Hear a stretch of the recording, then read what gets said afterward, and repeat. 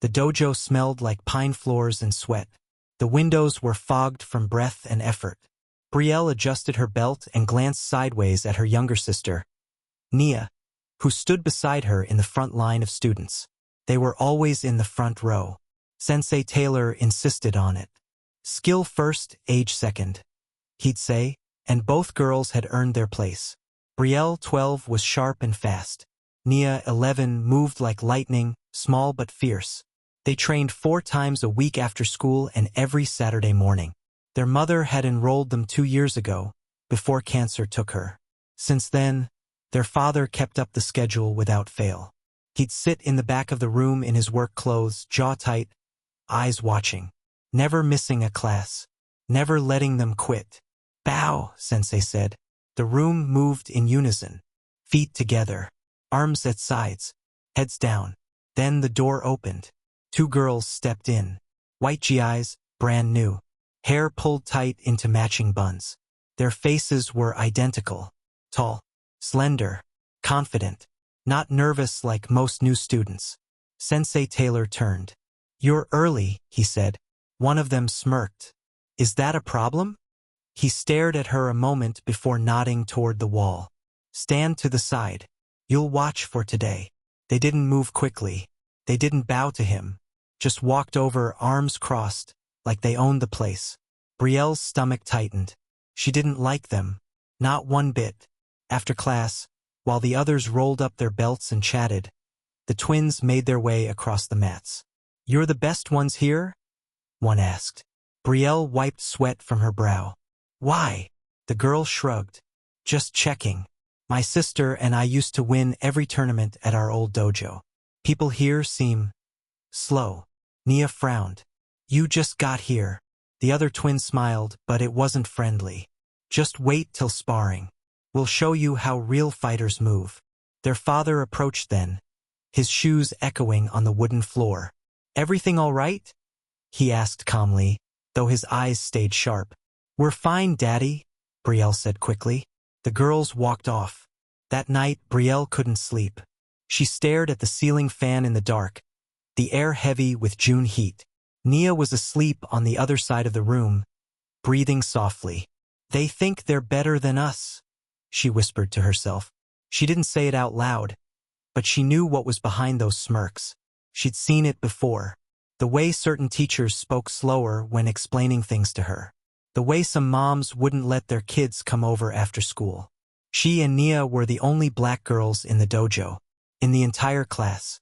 That had never mattered before, but it mattered now. Brielle didn't tell her dad what the twins had said. There was no point. He worked long hours, night shifts at the packaging plant, overtime when he could get it. He already carried too much. She could see it in his shoulders, the way he slumped a little lower every day. So the next afternoon, she and Nia walked to the dojo as always, lunchboxes swinging by their sides, white uniforms folded neatly under their arms. The air was thick with heat and the smell of exhaust from passing cars. "You think they're really that good?" Nia asked suddenly. Brielle didn't answer right away. "They talk like they are," she said finally. "But talking and fighting aren't the same." When they reached the dojo, the twins were already there. Their names were Haley and Morgan. Haley had a scar above her eyebrow and always spoke first. Morgan had a sharper jaw and laughed at everything her sister said, even when it wasn't funny. They were stretching on the mats like they'd always been there, like they belonged more than anyone else. Sensei Taylor eyed them when the class lined up. He didn't smile.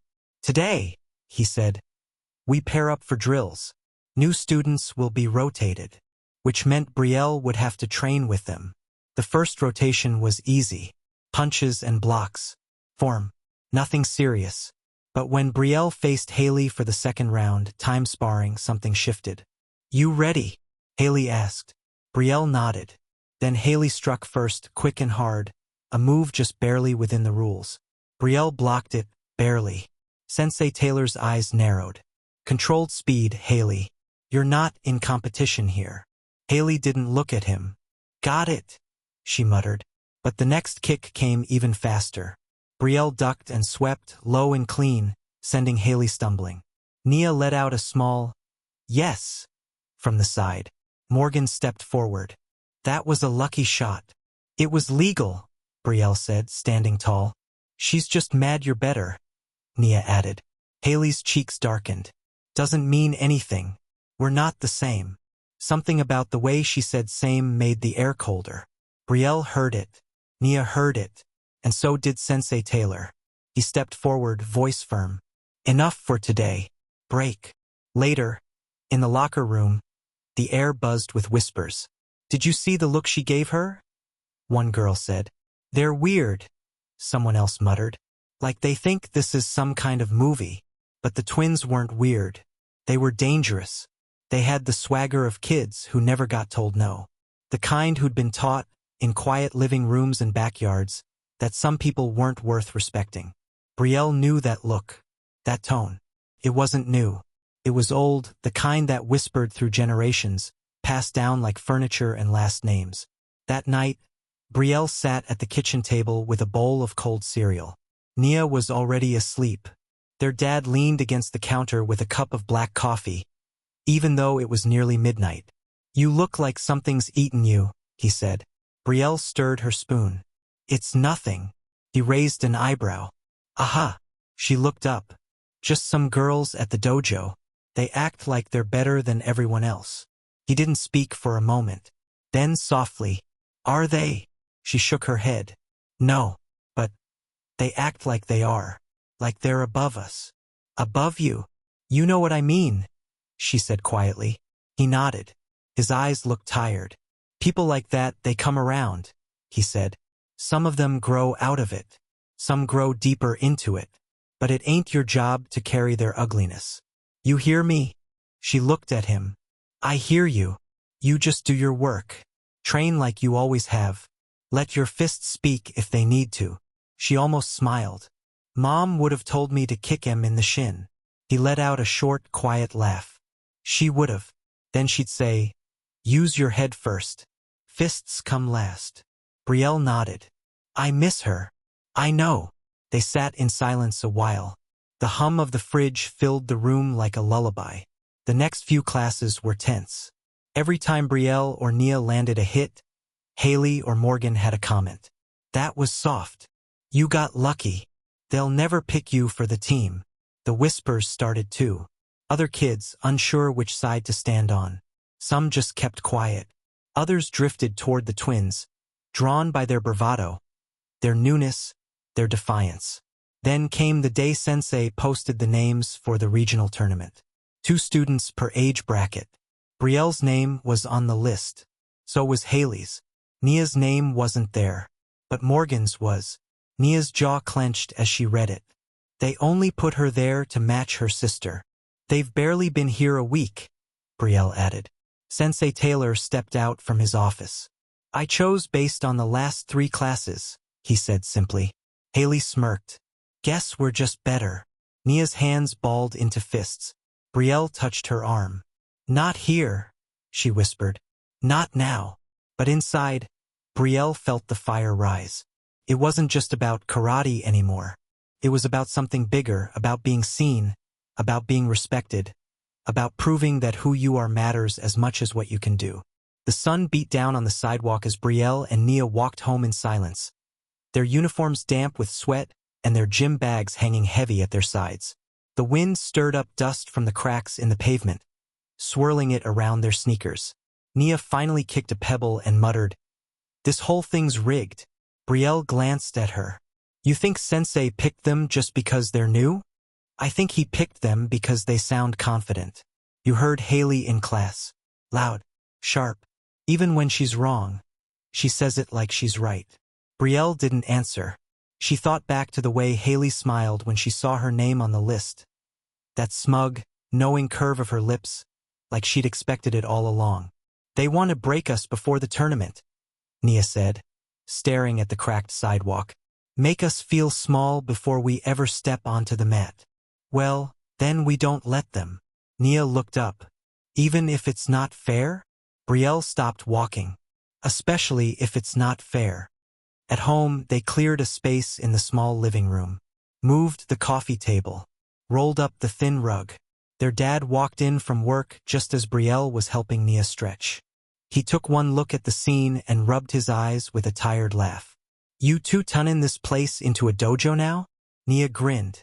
Just until Saturday. He dropped his keys in the bowl by the door and sank into the couch. I ever tell you girls about the time I almost got into a fight back in high school? Brielle raised an eyebrow. Almost. I was about to swing. Had my fists up and everything. Then I looked at the guy real close, and I realized he wasn't mad at me. He didn't even know me.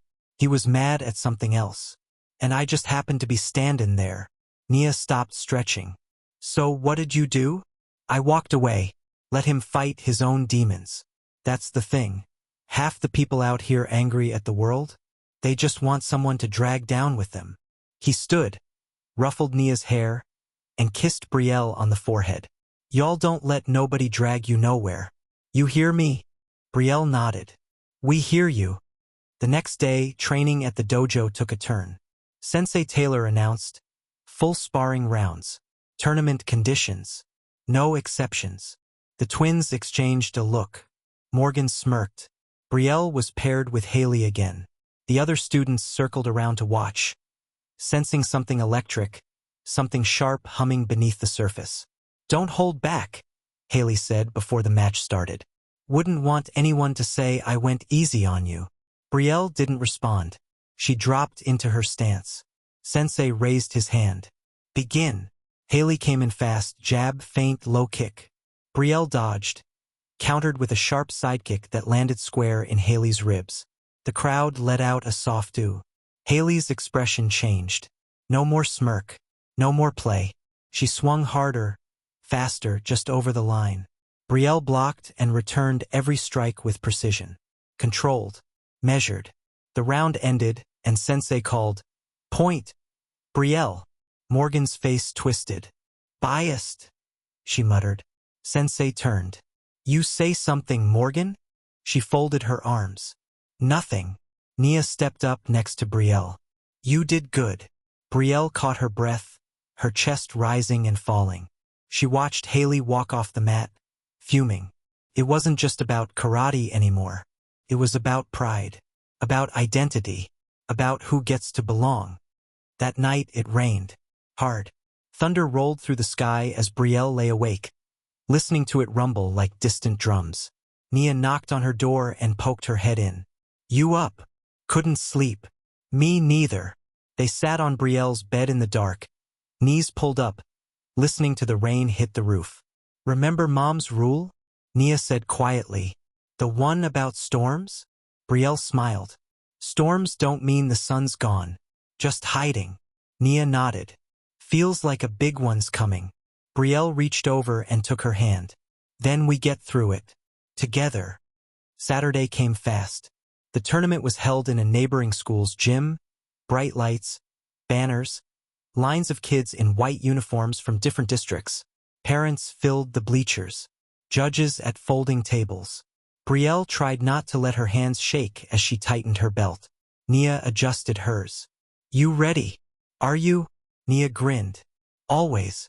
Their dad knelt in front of them, adjusting Brielle's collar and smoothing Nia's sleeve. No matter what happens out there, he said, voice steady. You hold your heads high. You fight clean. You fight smart. You show them what real strength looks like. Brielle looked around at the dozens of other students. Some taller, some broader, some whispering behind cupped hands. She spotted Haley and Morgan with two adults, their parents stiff and pale-faced, dressed like they were going to court. The father scanned the room with disapproval. The mother whispered something sharply to Morgan. Brielle turned away. She didn't need their energy. She had her own, and it burned brighter. The gym buzzed with anticipation. Rows of bleachers rattled as people shifted and stood, trying to get a better view of the mats. Loudspeakers crackled with announcements. Division 12 girls, round 1. Please report to Ring B. Brielle's name was called. So was Morgan's. Nia squeezed her hand. Don't let her mess with your head. You're ready. Brielle nodded, but her mouth was dry. She stepped out onto the mat, under the lights, her bare feet brushing the red and blue squares taped together like a battlefield. Morgan stood across from her, all tight fists and smug eyes. Her blonde ponytail bounced as she shook out her arms, already grinning like she'd won. The referee stepped between them. Fighters, bow. They did. Begin. Morgan launched herself forward, as aggressive as ever. Leading with sharp jabs and a snap kick meant more to startle than to score. Brielle blocked the first two, swayed to avoid the third. The crowd oot. Morgan smiled wider. Come on, she whispered between breaths. Thought you were fast. Brielle didn't respond. She focused on the rhythm, breath in, foot back, elbow tight. She waited for the real opening, and then she spun. Her heel sliced the air, just grazing Morgan's shoulder. Not a full point, but close. Morgan stumbled, surprised. Her smugness cracked. The referee raised his hand. No point. Continue. Brielle blinked. No point? She glanced at the judges' table, saw the referee exchange a look with one of the seated judges. A tall white man with a tight jaw who hadn't applauded once today. Morgan took advantage of her distraction. A punch to the chest guard, quick and hard. The referee shouted, Point, Morgan! Boos trickled from the bleachers. Even some parents shook their heads. Brielle backed up, heart pounding. This wasn't just a fight. It was rigged. But her father's words echoed in her ears. You fight clean. You fight smart. You show them what real strength looks like. She wouldn't stoop. She wouldn't fall apart. Morgan charged again. But Brielle saw the pattern now. The telltale bounce in her foot before each strike. The way her eyes narrowed before the feint. Brielle ducked, sidestepped, and launched a clean sidekick that landed center mass. Smack. It echoed through the gym like a crack of thunder. The referee hesitated. Looked at the judges again. One of them stood up. A black woman in a crisp white blazer. She crossed her arms. Point. Red. That's Brielle. Cheers erupted. The scoreboard flicked. 1-1. Morgan's face turned red. She wiped sweat from her brow and glared at Brielle like it was personal. The next 30 seconds were a blur. Fists flying, bodies circling, legs snapping into the air. Then whistle. Time. The referee held up a hand. Winner. Red. Brielle blinked. She'd won. For a second, she couldn't move. Then she heard Nia's voice screaming from the sidelines. You did it. You did it. Their dad clapped once. Proud, silent, tears shimmering in his eyes. Brielle bowed, then turned to face Morgan, who ripped off her gloves and stormed past her without a glance.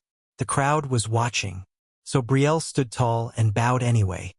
Outside the ring, Nia tackled her in a hug. You crushed it, she said into Brielle's shoulder. You didn't let them cheat you. Not this time. Brielle nodded, adrenaline still shaking her limbs. I was scared at first. I thought that they'd steal it from you? Yeah. They tried, Nia said. But you didn't let them. From across the room, Haley watched them. She didn't smile, didn't gloat. Instead, she looked at her sister, then at Brielle, and for a second her expression shifted. Something like doubt. 2 rounds later, Nia was up. Her opponent. A tall, broad-shouldered girl from another school, strong and fast, already known for knocking kids flat in under a minute. Brielle held Nia's shoulders before she walked to the mat. You don't need to be faster than her, just smarter. Don't give her what she wants. Nia nodded, but her lips were tight. As the match started, Nia kept her distance, circling, dodging. She let the girl come to her, burning energy on wide swings. Then, when the girl overcommit on a punch, Nia ducked low, twisted, and slammed a clean strike to the chest. The crowd gasped. The judge immediately shouted, Point! Blue! Brielle cheered. Her hands hurt from clapping. The match was long. 2 full minutes of sweat and struggle, but Nia never lost focus.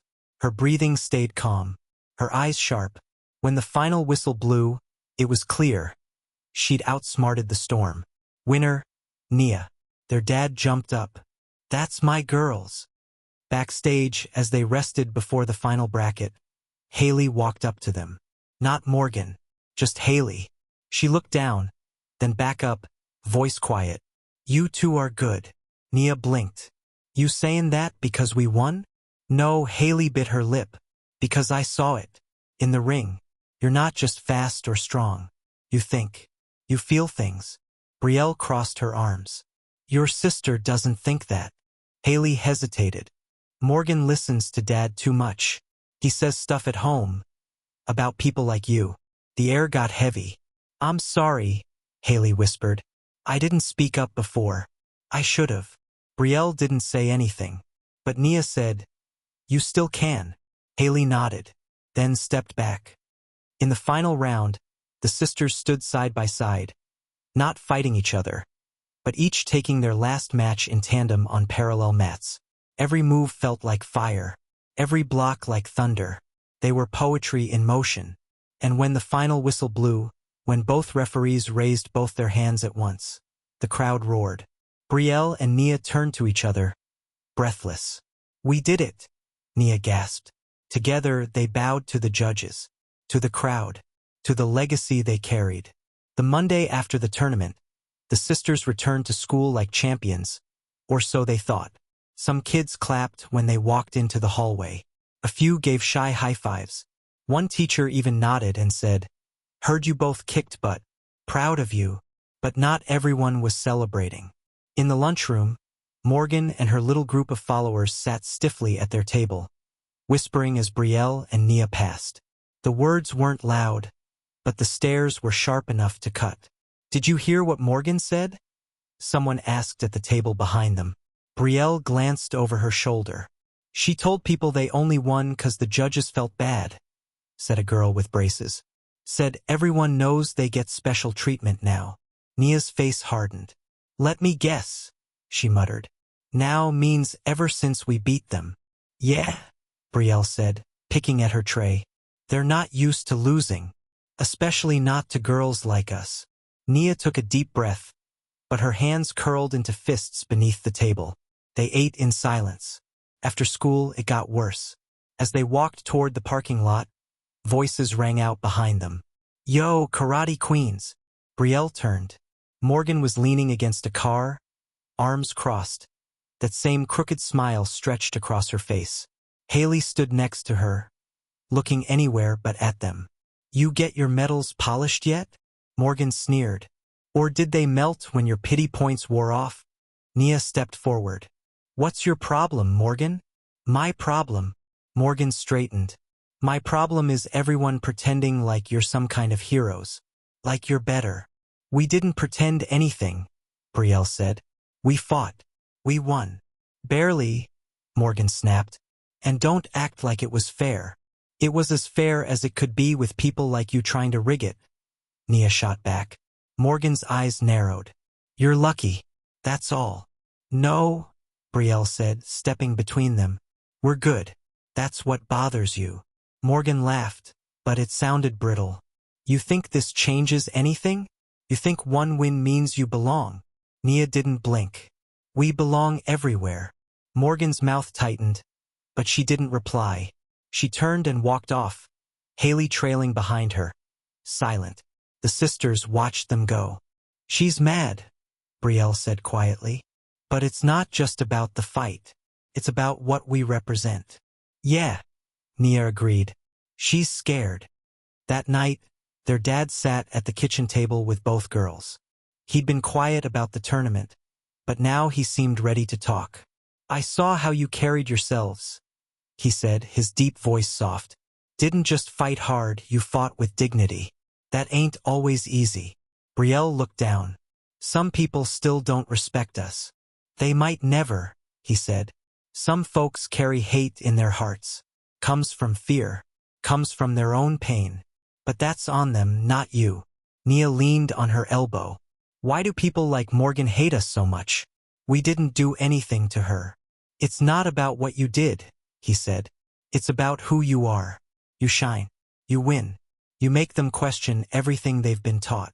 He paused, tapping the table with a calloused finger. Your power, he said, is not just in your fists. It's in your choice not to become what they expect. To rise. Again and again. Brielle swallowed. Even when it hurts? Especially when it hurts, he said. That's when you grow strongest. The girls sat quietly, letting the words settle. At school the next day, a surprising thing happened. During homeroom, Haley approached them. "I'm sorry," she said, eyes down. "About Morgan.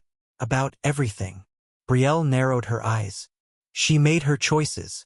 "I know," Haley said quickly. "But I don't want to be like her.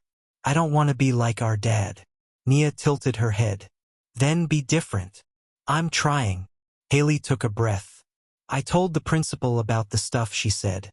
"I told them she was spreading lies about the tournament." Brielle blinked. "Seriously?" "Yeah," Haley nodded. "I was scared. But watching you two, how you didn't stoop to her level, that meant something." Nia exchanged a glance with her sister. For the first time, Haley wasn't just another echo of Morgan. She was someone trying to find her own voice. "Thanks," Brielle said finally, "for speaking up." Haley smiled, small but real. "If you ever want to train together, I'd like to learn."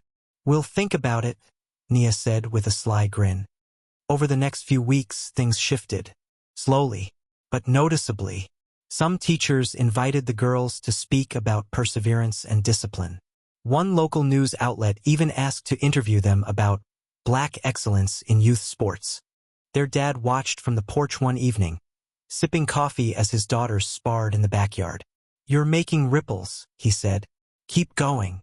They nodded, sweat glistening on their foreheads, lungs pumping with joy and grit. But the story wasn't just about victory. It was about the path. Some days were still hard. Some comments still stung.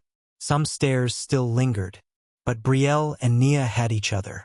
They had truth and strength and a fire in their bones that no insult could extinguish. They learned that dignity isn't given, it's earned. Not just through medals, but through how you carry your name, your story, your people. The dojo felt different now. Brielle and Nia noticed it the moment they stepped onto the mats. The whispers had quieted. The stares had softened. Even the air seemed lighter, not because everyone had changed, but because they had. They moved with more purpose, more grounded confidence. Not just because they had won, but because they had endured. One afternoon, Sensei Marcus called them over after class. "I've been watching," he said. "You two have something rare. Not just skill. Leadership." Brielle exchanged a glance with Nia. "Us. You've got younger kids looking up to you," he said.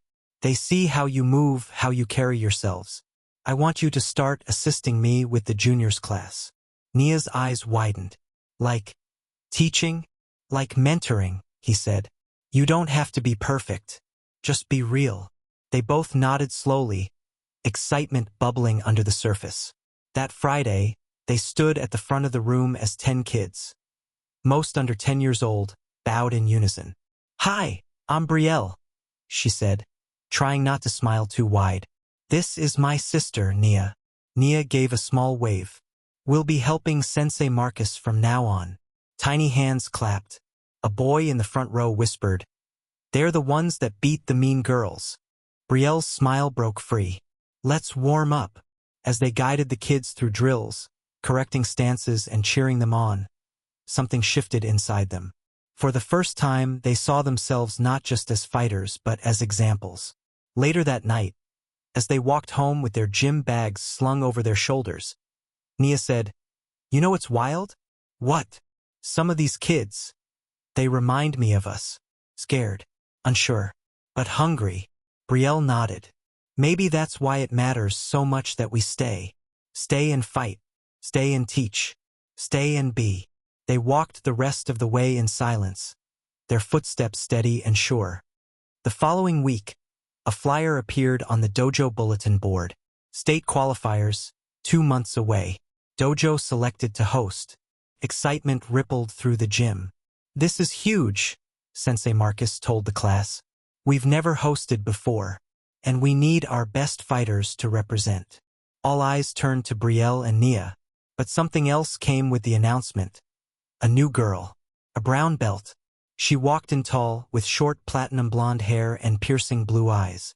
Her name was Karina. She transferred from a private academy known for its fierce competitors. And she was good.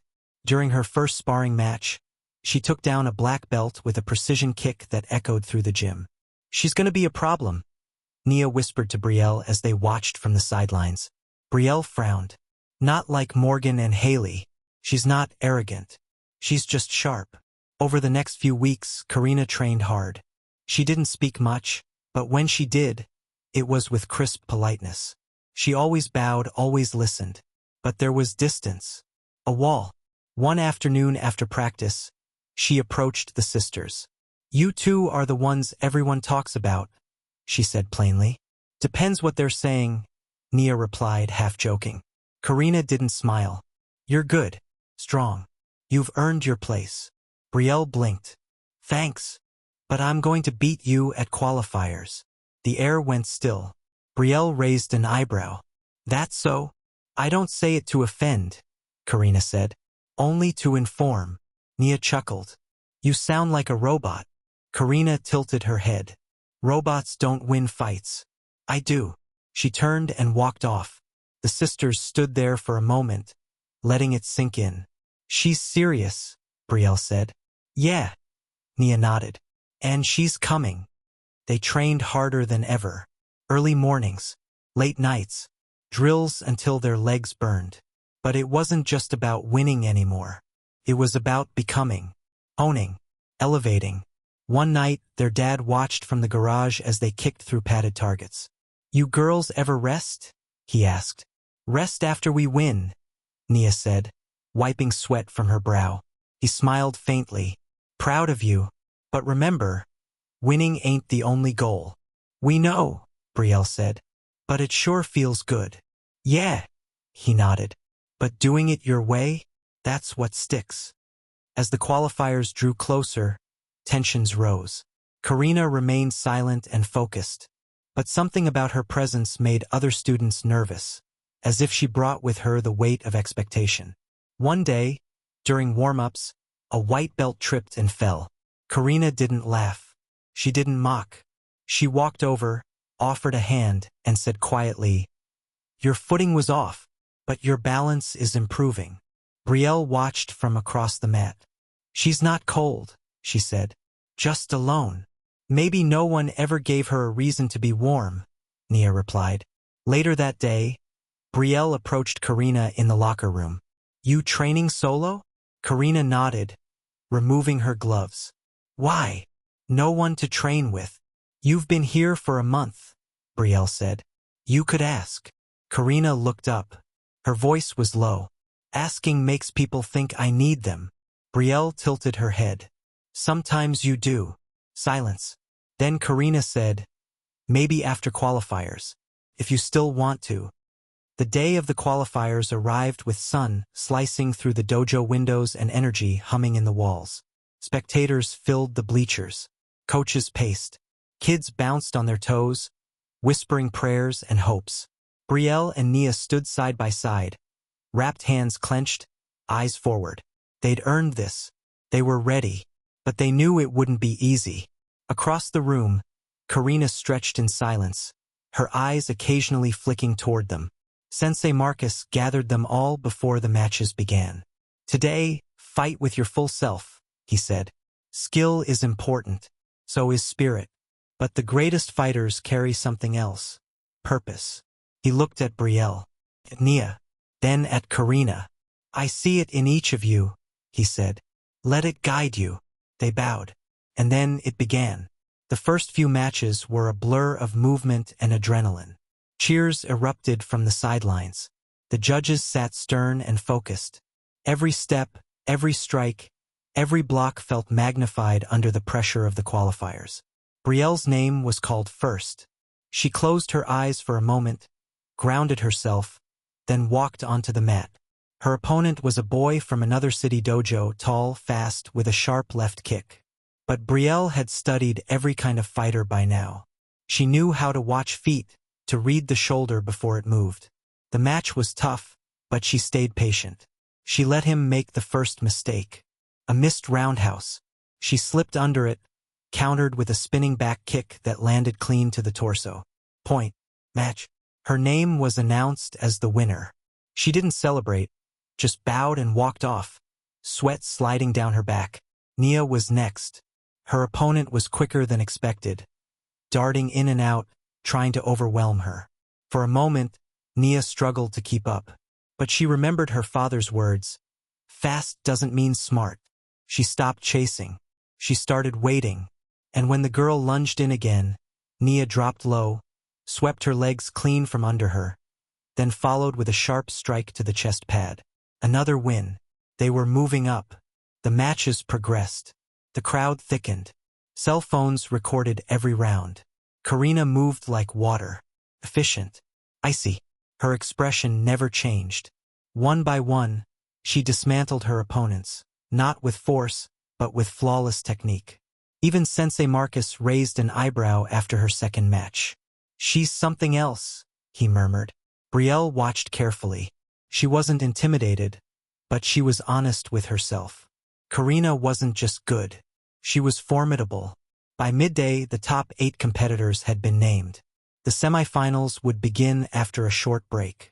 In the locker room, Nia stretched in silence, her jaw tense. You okay? Brielle asked. Yeah, just tired. Of fighting. Nia looked at her. Of proving. Brielle sat beside her. We've been doing that since we could walk. Yeah, but sometimes I just want to walk into a room and not have to earn my place. I get that. Nia looked down at her hands. We beat Morgan and Haley. People respect us now. But it still feels like we're guests in our own dojo sometimes. Brielle didn't answer right away. Then she said, so let's stop acting like guests. How? By owning the mat. Like we belong here. Because we do. Nia smiled faintly. All right then. They bumped fists. When the semifinal matchups were posted, a quiet gasp rippled through the crowd. Match 1. Brielle Johnson versus Karina Lowe. Match 2. Nia Johnson versus Jamal Parks. Brielle blinked at the board. Well, that answers that. Sensei Marcus stepped beside her. It was bound to happen. You think I can beat her? I think you can fight her. And that's what matters. Brielle tied her belt tighter. Let's see what she's really made of. They bowed to each other on the mat. Karina's eyes were unreadable. Her stance was solid, coiled like a spring. The match began. The first 30 seconds were silent except for the shuffle of feet on the mat and the occasional grunt. Brielle moved cautiously, circling, testing Karina's reactions. Karina didn't flinch. She waited, then struck. A lightning-quick jab to the ribs. Point. Karina. Brielle reset. This time she attacked first. A feint low, then a snap kick to the chest. Blocked. Karina countered with a spinning heel kick that grazed Brielle's shoulder. No point. Brielle gritted her teeth. She needed to be smarter. Faster wasn't working, so she got quieter. She slowed her breathing, focused not on Karina's speed, but on her rhythm. Every fighter had one, even perfect ones. And then, finally, she saw it. Karina always shifted her weight slightly to her left before kicking. Brielle baited it, dropped her guard just enough to make Karina strike. And when she did, Brielle ducked and slammed a palm strike to her ribs. Point. Brielle. Even match. They reset. Sweat dripped from their brows. The crowd leaned forward. Silent. Final point wins. Karina lunged a fake. Brielle didn't bite. They circled again. The timer ticking down. 10 seconds. Then Karina darted in for a low kick. But Brielle had moved before the foot landed. She pivoted, jumped, and struck with a flying sidekick that hit square in the chest. The dojo erupted. Point Brielle. Match. She landed hard, panting, wide-eyed. Karina lay on the mat for a second, staring at the ceiling. Then she sat up, looked at Brielle, nodded. You saw it, she said quietly. My tell. Brielle nodded. Everyone's got one. Karina extended her hand. Brielle took it. The crowd was still buzzing as she walked back to the sidelines, her body aching, heart pounding. Nia hugged her tight. You did it. You're next, Brielle whispered. Finish it. Nia's semifinal match was intense. 2 rounds of razor-close exchanges. Jamal was bigger, stronger, but Nia was agile, unpredictable. In the end, it was her footwork, a series of short, rapid-angle shifts that disoriented him. Final point. Victory. The sisters stood together as their names were called for the finals. The crowd roared. The first time two sisters had ever faced off in a state qualifier final. As they bowed to each other across the mat, they couldn't help but grin. "Ready," Nia whispered. "Always." The match began, and they danced. Not as rivals, not as enemies, but as mirrors. Each strike answered with a counter. Each move matched in timing. The crowd barely breathed. This wasn't a fight. This was a conversation, one only the two of them could understand. In the final moment, as the timer ticked down, Brielle saw an opening, but hesitated. Nia didn't. She struck. Point. Match. Victory. They both stood there, chests heaving, eyes wide. Then Brielle smiled. "You earned it." Nia grinned back. "So did you." They hugged in the center of the mat as the crowd erupted again. Not just for a winner, but for what they'd both become. Sisters, fighters, leaders, and finally seen. The next morning, the sun hadn't fully risen when the Johnson sisters stepped outside for their usual jog. Their legs were still sore, bruises faintly blossoming under their sleeves, but neither of them mentioned it. The air was crisp, dew wetting the cracked sidewalks of their neighborhood. They jogged in silence for a while, the rhythm of their feet like a quiet song between them. Then Nia spoke, breath short. "You think Coach is serious?" Brielle nodded. He wouldn't have said it if he wasn't. After yesterday's tournament, Sensei Marcus had pulled them aside with an envelope. Inside were formal invitations to the Regional Youth Martial Arts Championship, a prestigious, invitation-only competition that drew elite dojos from across the state. Only a handful of fighters from their city had ever made it. "You'll represent the dojo," he said. "But more than that, you'll represent yourselves, and everything you've fought through." First they were thrilled. Then the weight set in, because with more spotlight came more scrutiny, and more pressure. At school, the whispers started fast. "I saw the video of them winning. They went viral. Those the girls from the East Side Dojo? Yeah, they beat Karina Lowe." Even teachers were watching them differently, a little prouder, a little more expectant. It should have felt good, but instead it made them tense. And then came the media. The local news station asked for an interview. Their principal called home to get permission. Their dad said yes, proud but careful. When the camera crew came to the school gym, Brielle froze for a second under the lights. The reporter smiled too brightly. "What does it feel like to represent your community?" Nia stepped in. "It feels like we're showing people what we've always known, that we belong." The reporter nodded. "There's a lot of talk about how you're breaking barriers. Two black girls in a mostly white sport. Do you feel pressure?" Brielle glanced at her sister, then said, "We feel responsibility, but the pressure's always been there. This time we're just not hiding from it." The segment aired that night. Their phones lit up with messages. Some were encouraging. Some were not. "Should have known the media would eat this up. Playing the race card as usual. Bet they only got in because they're black. Let's see how far they get against real competition." Their dad tried to shield them, but the comments found their way in. Brielle threw her phone down one night, eyes glassy. "They don't even see us. Just our skin." Nia touched her shoulder. "We see each other. That's enough." Training intensified. Two-a-days, weekend sessions, drills until their knuckles ached. Coach didn't go easy. If you want to win at regionals, you need more than talent. You need focus and discipline. He brought in guest instructors, one from Korea, one from Brazil. He set up sparring matches with adult black belts. "You can't plateau now," he warned. "This is where champions are built." Some nights, Brielle came home so exhausted she couldn't eat. Nia's grades slipped slightly, and her science teacher warned her she might not qualify for the STEM summer camp she'd dreamed of. Their father tried to help.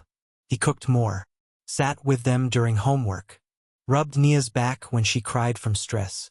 But he could see it wearing on them. "You girls okay?" he asked one night over dinner. Nia stared at her rice. "I don't know." Brielle spoke quietly. I love karate, but it's starting to feel like something else. He nodded slowly. Sometimes, when the world starts watching, it forgets you're just kids. They looked up. You're allowed to say no, he said gently. Brielle frowned. We've come so far. True, but don't forget who you're doing this for.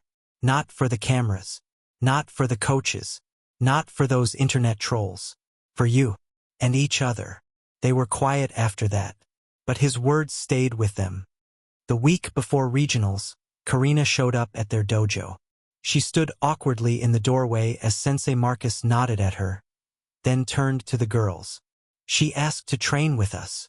There was a long silence. Then Nia stepped forward and extended a hand. Welcome. Karina took it. Over the next few days, the three girls trained side by side. First, it was tense, competitive, but something changed. Karina didn't act entitled anymore. She asked questions, gave compliments. She listened. In the locker room after one practice, she sat beside them. My parents are not like yours, she said. They don't really understand why I wanted to come here. Why I respect you. Brielle glanced at her. Do you respect us because we beat you? Karina shook her head. No, because you see people. Even me. That surprised them. Then she said, you made me better. And I'm grateful. Nia nodded. We're not just here to win. We're here to change things. Karina smiled. Well, mission accomplished. The night before regionals, the sisters sat outside on their building's roof, looking out at the city lights. Brielle leaned back. Win or lose, I'm proud of us. Nia rested her head on her sister's shoulder. Me too. They sat there a long time, not strategizing, not competing, just being together.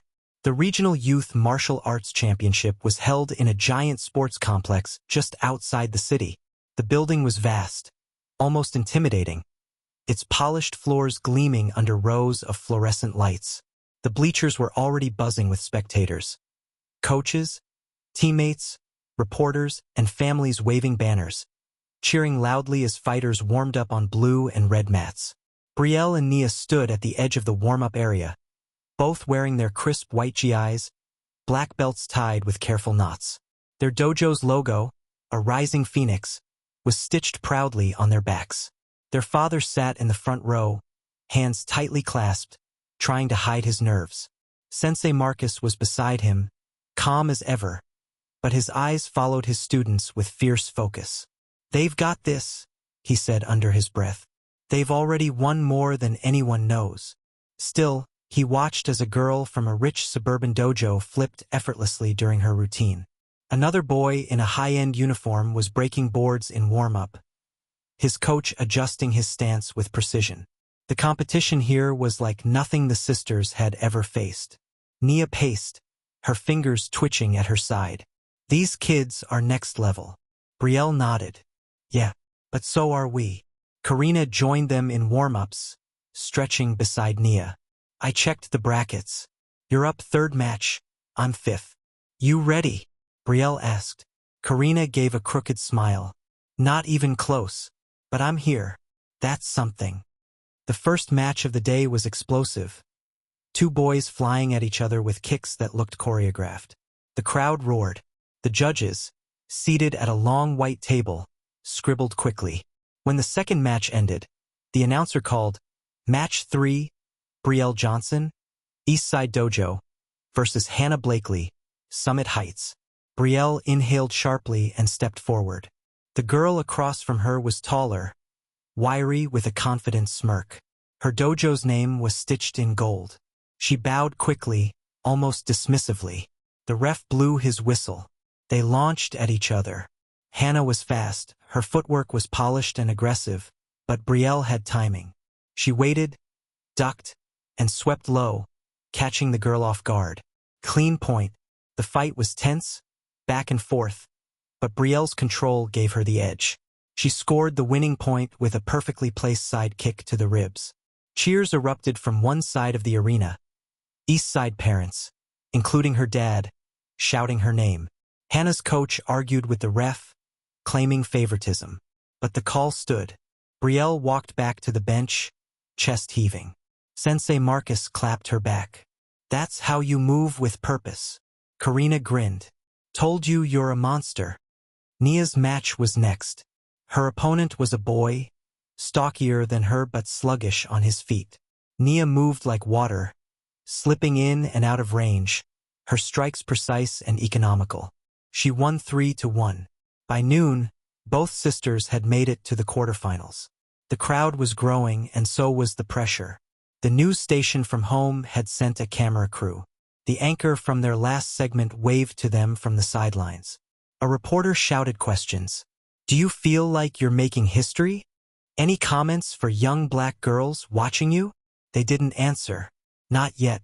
In the locker room during break, Nia sat with her hands shaking. Brielle knelt beside her. You okay? Nia looked up, eyes wide. It's like everyone's waiting for us to fail, or to win for the right reason. Either way, it's not just about karate anymore. Brielle placed a hand on her back. That pressure? It's real. But it's not heavier than who we are. Nia breathed deep. Okay. Yeah. I'm okay. They both sat silently for a moment, the muffled cheers from outside echoing off the tiled walls. Their quarterfinal matches were tougher. Both faced returning champions. Nia fought a girl with sharp elbows and aggressive energy. She took a hit to the stomach that left her breathless but rallied to win with a clever pivot and roundhouse combo. Brielle's match went into overtime. She was down 2 points and nearly panicked. But then she remembered her father's voice. You're not fighting them. You're fighting that voice that says you can't. She struck high, then low, and earned 3 points in rapid succession. Victory. When they returned to the sidelines, Karina had just lost her match, barely. She clapped them both. Make it count. The semifinals began after a long delay. By now, the crowd had picked favorites. Brielle heard her name whispered, saw her face on someone's sign. But she also heard murmurs.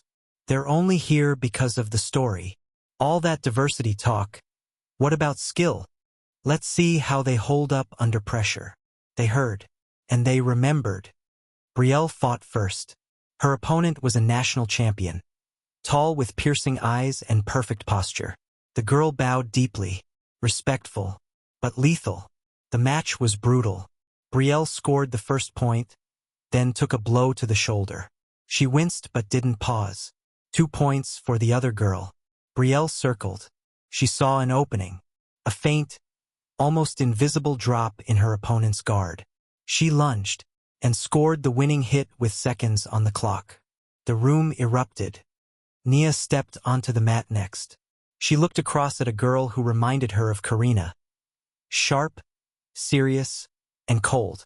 The match began. The girl attacked relentlessly. Nia blocked, countered, retreated. Then she remembered something from training. Used their speed against them.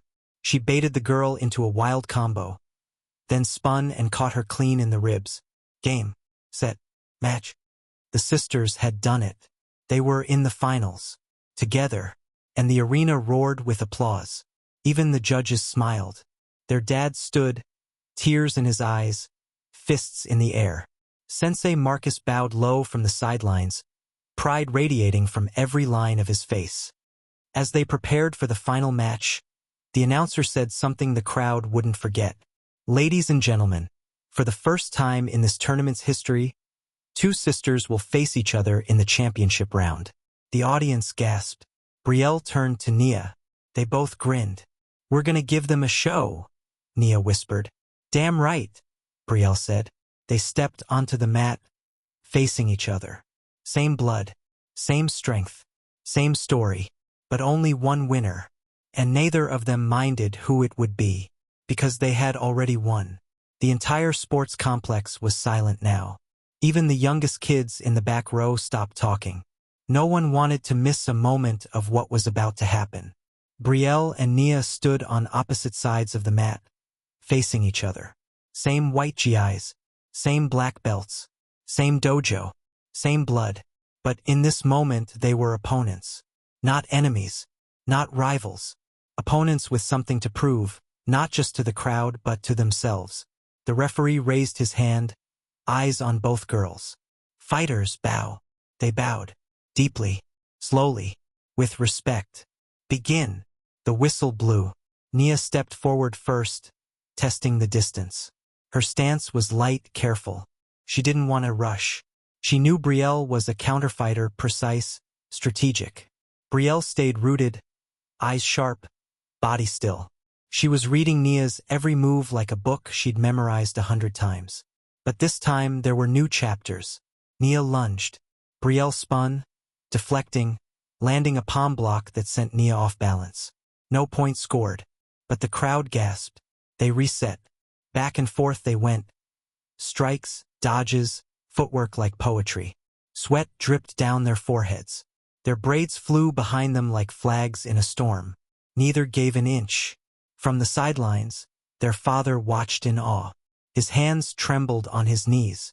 He didn't know whether to cheer or cry. Sensei Marcus stood silently, lips pressed tight, arms crossed. The scoreboard read, Nia 0, Brielle 0. Time left, 1:18. Then suddenly Nia changed tactics. She remembered how Brielle always hesitated a split second after a high feint. Not because she was scared, because she wanted to be sure. So Nia faked a roundhouse to the head and dropped low with a sweep. Brielle went down hard. Point. Nia. The crowd exploded. But Brielle bounced back up, eyes blazing. She smiled. Nia grinned back. This wasn't war. This was something else. A dance. A celebration. A battle between equals who loved each other too much to hold back. Next round, Brielle struck first. A jab to the chest, clean and fast. Point. Brielle. Tie. 1 minute left. Then it happened. The world shrank to the size of the mat. No more crowd. No more judges. No cameras. No expectations. Just two sisters who had grown up in the same small apartment, had cried in the same bedroom when their mother worked night shifts, who had trained side by side under a coach who had believed in them before anyone else had. Their final exchange was lightning fast. A series of blocks, turns, low kicks, and feints. And then, simultaneous strikes. Brielle's foot met Nia's ribs. Nia's palm struck Brielle's shoulder. The ref stepped in, holding up both hands. Double point. The buzzer sounded. Final score, 2-2. The match ended in a tie. The crowd stood up, roaring. The judges huddled, discussing quietly. And then, something unexpected. The lead judge stepped to the mic. In light of the exceptional skill, heart, and discipline displayed by both fighters, the panel has decided not to award a single winner. Murmurs rippled through the room. Instead, the judge continued, we are awarding co-championship status to both competitors, Brielle and Nia Johnson. The arena erupted. Brielle and Nia turned to each other. For a moment, they just stared, exhausted, sweaty, shaking, and then they hugged, tight, long, both of them crying, not from loss, not from pressure, but from something deeper, from pride, from relief, from love. After the match, reporters flooded the floor. Cameras circled. Mics were pushed forward. Brielle, how does it feel to be the first black co-champions of this regional tournament? Nia, what do you want to say to young girls watching this moment? Do you have anything to say to the critics who doubted you? Brielle looked around. She saw the girls from other dojos watching. She saw their father wiping his eyes. She saw Sensei Marcus standing tall. Then she said simply, we didn't win because we're black. We didn't win in spite of it either. We won because we trained. We showed up. We didn't stop. Nia added, and we're not done. Back in the locker room, the sisters sat on the bench, their medals around their necks, legs sore, hearts full. Karina came in and threw her arms around them. You legends. They laughed. Outside, the complex was emptying. But in 1,000 little ways, the story was just beginning. The Blakely sisters never said another cruel word to them. Not at school. Not at tournaments. Their arrogance had met its match, not through violence, not through hate, but through presence. Through undeniable proof. People began to talk differently. Coaches asked Sensei Marcus to come give workshops. Schools invited the sisters to speak. Other girls, black, Latina, Asian, joined the East Side dojo. The mats filled up like never before. Change didn't come all at once, but it came. Months later, on a quiet spring evening, Brielle and Nia sat in their backyard.